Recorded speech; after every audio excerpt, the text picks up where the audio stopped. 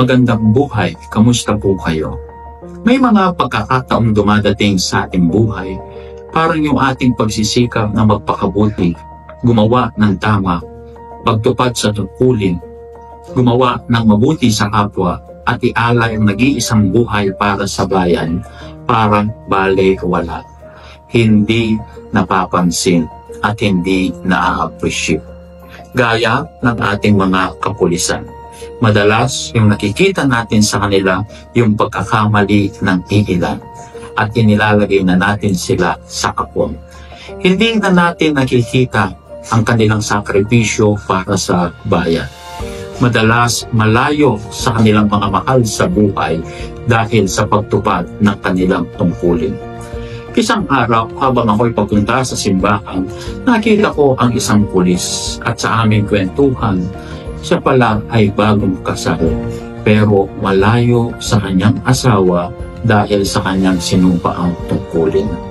Ito yung mga pagkakataong nakapanghihinang ng loob. We will not be always appreciated and recognized. Subalit nakikita ng Diyos ang ating mga gawa at pagsisikap sa pagtugon sa ating tungkulin.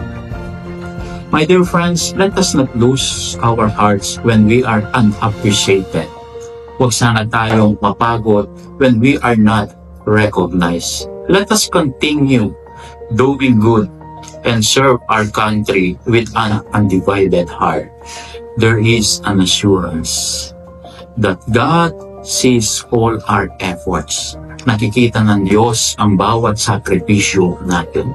Ang Diyos ay nakikisangkot sa buhay ng tao.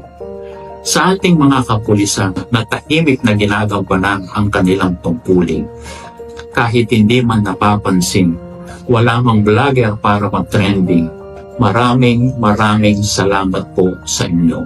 Pagod pero hindi susuko. Dahil sa bagong Pilipinas, ang gusto ng pulis ay ligtas ka. Muli po, isang mapagpalang araw sa ating lahat.